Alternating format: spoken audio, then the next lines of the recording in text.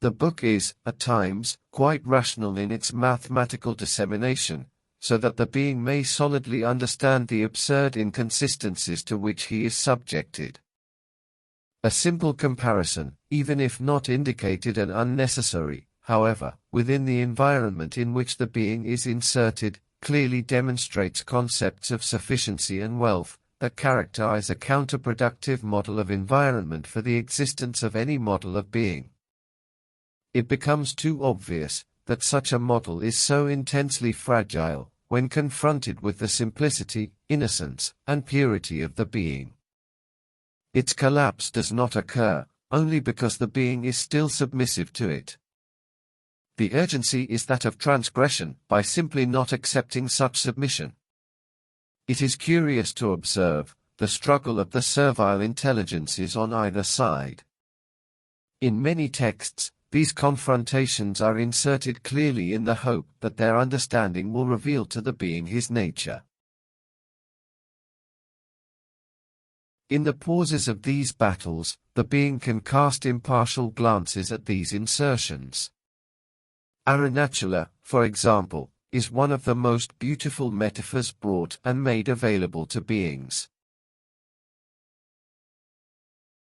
It is a flow of three deities, and also the extreme and interior of mastery that shows itself without veils.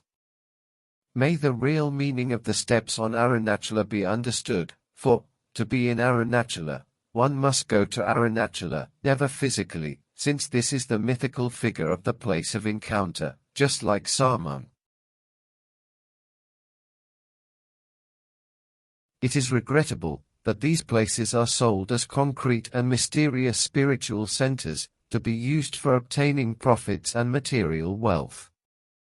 The path that Jesus took to the crucifixion, the path of Moses, of Siddhartha, of Muhammad, of Krishna, or of Lao Tzu, as well as their existences, their possessions, and their poorly told and misunderstood stories, are inserted into the imagination, to be exploited by the manufacturers of doctrines and merchants. They even rely on the opinions of certain scholars, who lend their culture and, much less their limited knowledge, to corroborate the ideas that guarantee these false truths. There is a time to accept them, and there is a time to understand them. The line that divides the being provides this transit where the conversation is established at the levels to which it is appropriate. There is no point in confronting fanatics in their moments of fanaticism. The risk of the interpolation of ideas from one state to another is the very crucifixion of the being by the fanatics. But the mad will be protected by the well-understood silence, and by an open book about each one.